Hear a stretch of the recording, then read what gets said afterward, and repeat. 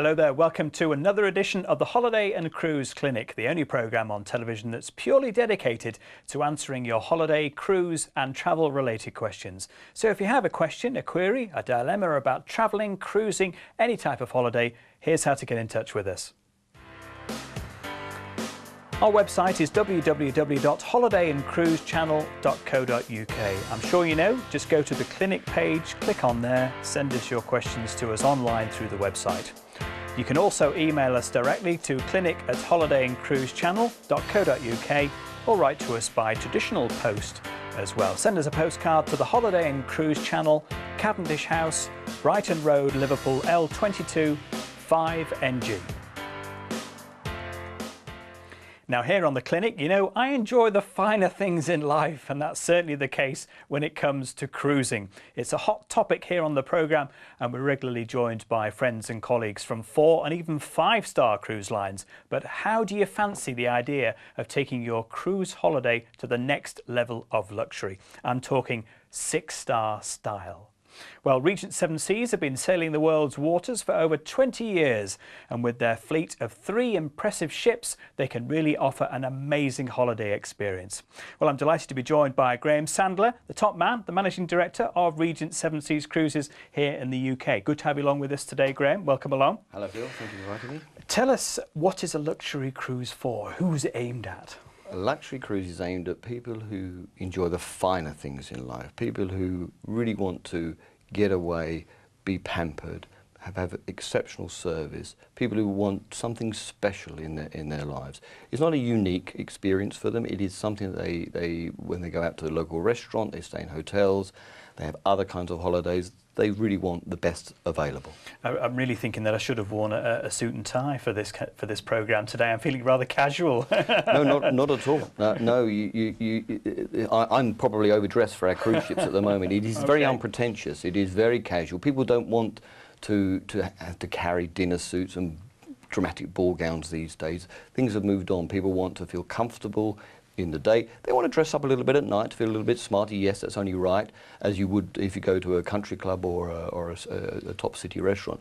But it's not about pomposity or stuffiness anymore. No, but there is some sort of a dress code, and certain things will be frowned upon, would they, do you think? Or oh yes, flip-flops and shorts at dinner wouldn't go down very well. But our people don't do that. They know that they know what kind of dress to wear. We guide them as to what we think is appropriate to the various restaurants that we have for the evening entertainment that we have. People are very good with that. They understand that they dress smart.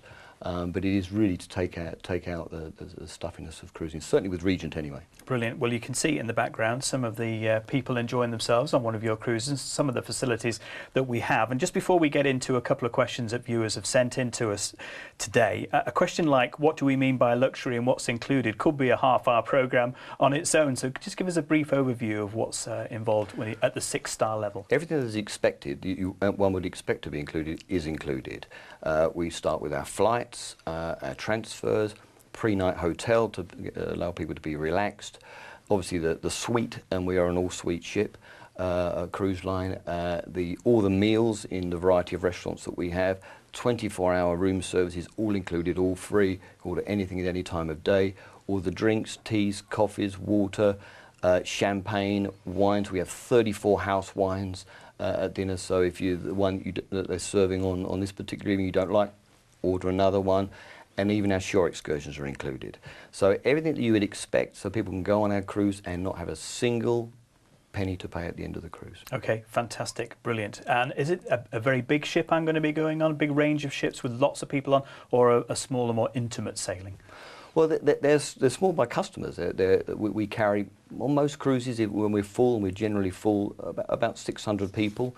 They can carry 700, but with singles, generally it's about 600 people. And we have for 2 ships, and we have a smaller ship with just 500 people. So they're quite small, but the size of the ships can actually accommodate 2,000 people. Okay, well, no pressure, Graham. I'm just going to put you on the spot here with a couple of questions that you've sent in to us through to the Holiday and Cruise Clinic. And Audrey from Redditch has asked, I've cruised on some cruise lines and found it very class distinctive, which I didn't like. Will I experience that on Regent? Not at all. Everyone is, we have a single class ship. It is, so for the people that have aspire to the very, very best, they're like-minded people. It's a small ship, so there is people can meet everyone. It's open seating, so you can choose to dine with who you want, when you want, at whatever time you want. So you know, if you do find somebody you're not going to connect with, then you don't. But you're bound to find people that you do connect with, and you arrange dinner as you would in a restaurant at home. It's very much what seems to me to be a flexible approach to having a holiday. You're not forced to do absolutely anything. If you want to dine with people, you can. If you want to dine on your own, you can. I presume that's the same with you. Absolutely right. That is exactly our mandate. People, it's about choice. It's about time. People use their time and they make their choices of what they want to do when they want to do it. We're not going to dictate to people. It's their holiday, and we give them exactly what they want when they want it. The kind of restaurants on board, let's talk about food, a subject very close to my heart. I'm sure you enjoy, you know, a better class of food, being at the level you're at now, working for a wonderful organisation like Regent. Restaurants on board, we used to, when it comes to cruising, having a variety of food to choose from different countries. How do you approach the food? Difficult one sometimes, I think, isn't it? Well, it's about investment in the food content. We have probably one of the highest food content for any cruise line. We have 4 restaurants. It's about, at our level, it's about the finer details. It's about making sure that what we provide is the very best. So we provide caviar, we have turbot, expensive cuts of meat, lobster. They're regularly featured on our menus. It's not the sort of buffet style throughout the ships. And we have a range of restaurants. Our international restaurant serves a whole variety of food from all around the world, specifically when we're in ports where we can find local cuts of, whether it be fish or cheeses or meats. So we source locally as well, and the chefs can make up their own menus for the evening. We have a grill, which is a classic American grill with 28-day dried beef. Wow. Which is the best beef you can get. It's 5% of the best beef in the world. Our classic French restaurant, which is superb, with things like escargots and things that appeal to some but not others. Yeah. You, of course, as managing director, have sampled all these on yes. in order to make sure that they're absolutely perfect. Yes, yes. And you have to sample these things to make sure that they're right for the customers. Correct, absolutely, I can imagine that. Okay, let's move on with a few more questions. Thank you, Fiona in Edinburgh, for your question. She's asked, what is the average age of cruisers with Regent? It does sound like the kind of holiday where you'll have saved quite a long time to go on board with. Not really saving. People, it's a lifestyle. People that come on Regent, they expect to have this kind of quality. They don't like the queuing and the crowd, so they choose Regent for its service standards.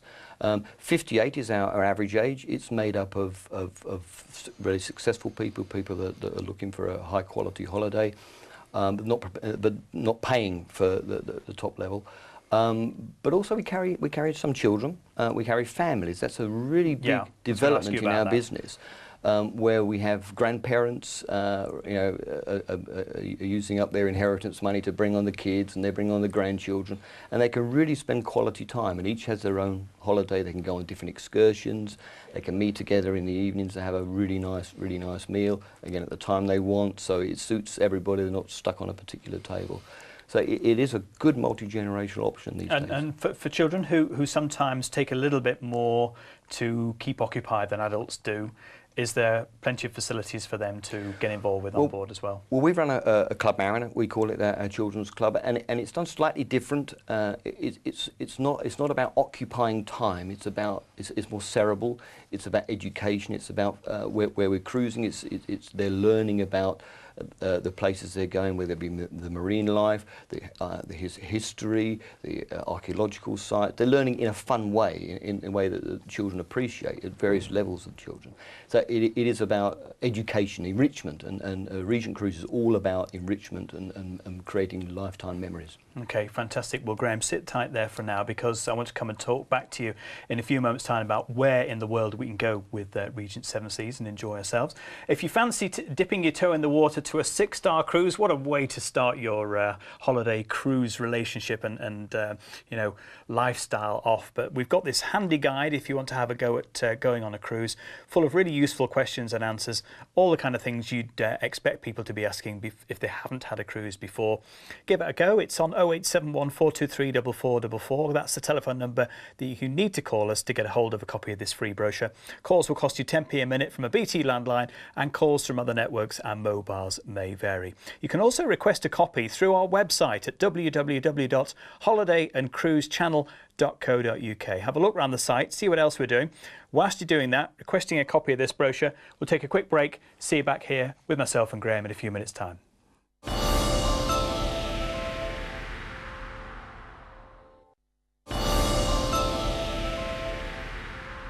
Hello there, welcome back to the Holiday and Cruise Clinic. Today we're talking luxury cruising with Regent 7 Seas. But remember, if you have a question for any of our travel experts, here's how to get in touch with us. Our website is www.holidayandcruisechannel.co.uk. We have a clinic page, all of our own, where you can write to us through there with your questions online through the website. You can also email us directly. The email is clinic@holidayandcruisechannel.co.uk, or you can write to us by post as well to the Holiday and Cruise Channel, Cavendish House, Brighton Road, Liverpool, L22 5NG. Graham Sadler, the Managing Director of Regent 7 Seas Cruises, is in the UK here with me. Tell us a little bit more about your involvement in the travel industry. You've risen to the dizzy heights of a very smart-looking cruise company, but you've been in the travel industry for a while, have you, Graham?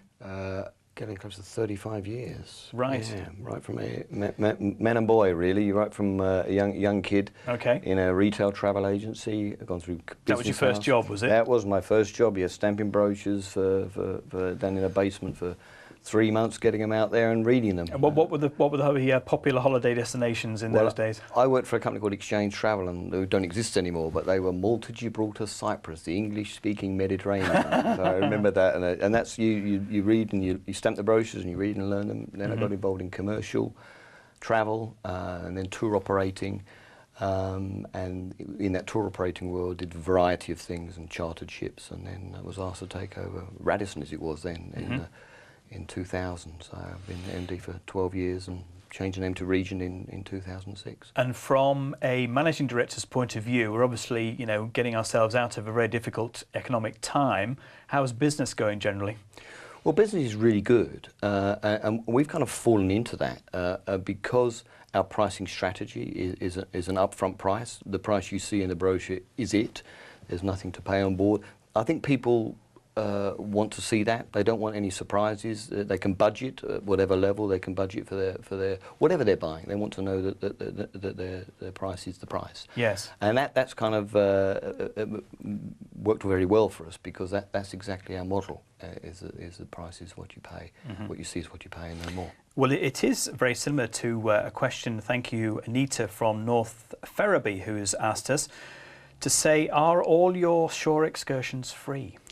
We have a range of free shore excursions. Or all included in the price, should I say, because they're not. Yeah, and they are included in the price. And generally it's about, depending on the port, between 4 and 7 are free. And they're not the simple excursions. They're very good. They're a variety, from historic sites to cooking demonstrations to trek walking to canoe rides, a whole range of excursions. And then we have some that you pay a small supplement for, and they're generally the ones that can only accommodate small numbers. Our strategy of how we decided what's what was partly volume size, but also it was the price. Anything that we used to sell for about £130 is now free, and anything that was more than that, helicopter rides and flights, those kind of things, are subsidised. So they're really good value, but people have the option to buy those because they're in smaller groups. So you tend to manage your shore excursions in a 6-star way, as well as life on board the ship, because obviously when you get off the ship you don't want to be, you know, getting anything that feels not quite 6-star, do you? Absolutely right. I mean, we have it's a no crowd, no queuing policy on board, so there is no waiting. But we will have lots of excursions going out in the morning, lots of excursions going out in the afternoon. People who've chosen their excursions because they're free. Sometimes people decide not to take it, and other people can join. So it's a very flexible approach to the excursions that we have.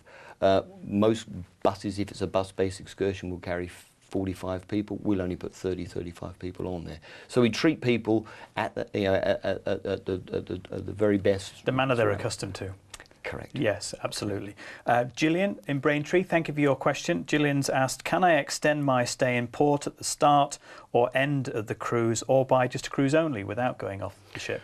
Well, yes. We include, for all of our cruises in 2013, a free night pre-cruise.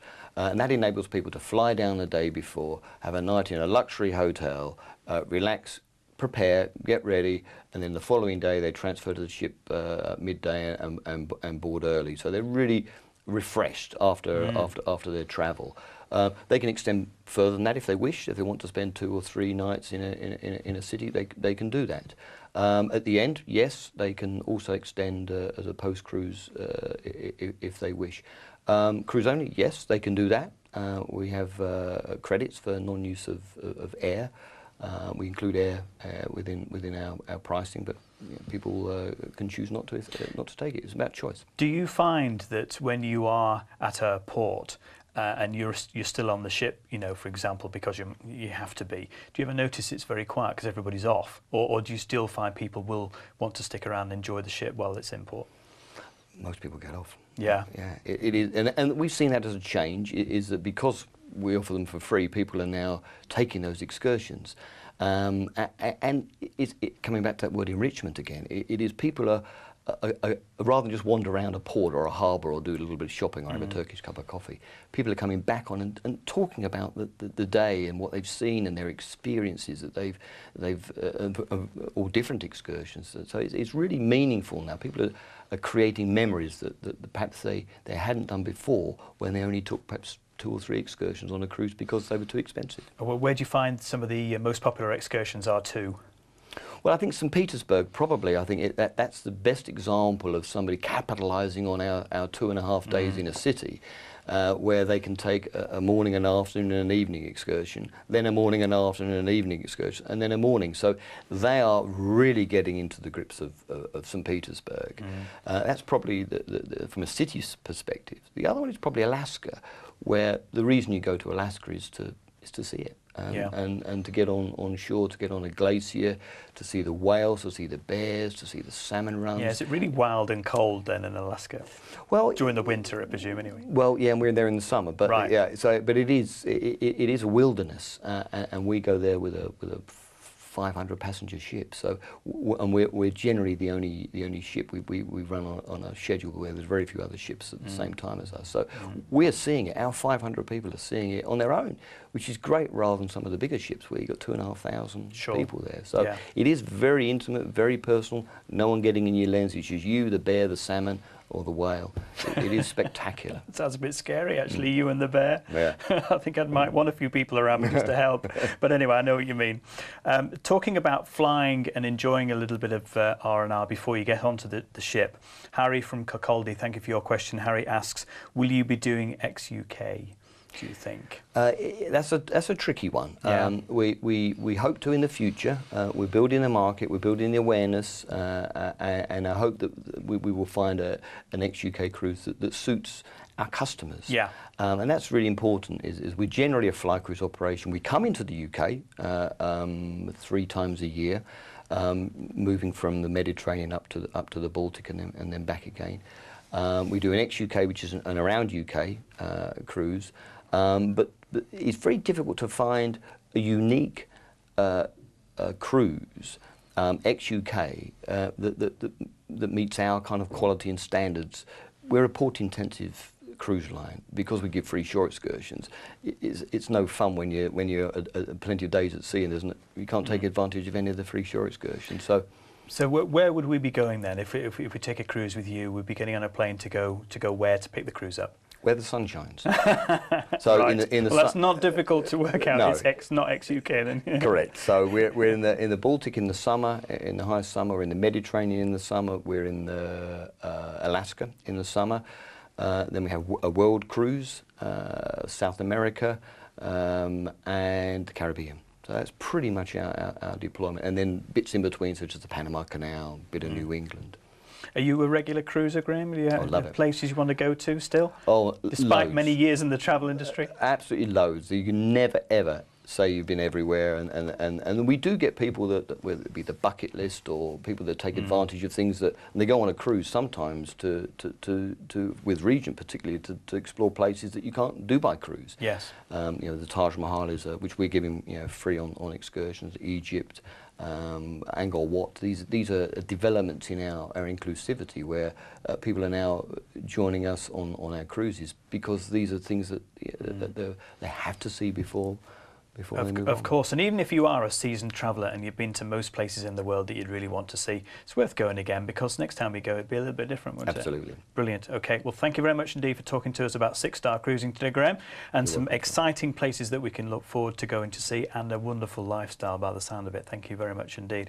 If we have whetted your appetite, maybe a six-star cruise, well that's a really good way of getting into cruising, isn't it? Here's our great guide to first-time cruise holidays. If you want a copy, remember, all you have to do is give us a call here at the Holiday and Cruise channel on 0871 423 4444. Calls will cost you 10p a minute from a BT landline, and calls from other networks and mobiles, as usual, may vary. Great brochure to have, full of really useful questions and answers. You can also request a copy through our website, www.holidayandcruisechannel.co.uk. Well, that's all we have time for on today's edition of the Holiday and Cruise Clinic. My thanks again to Graham Sadler from Regent Seven Seas. Most of all to you, thank you for watching, and I'll see you again next time. Goodbye.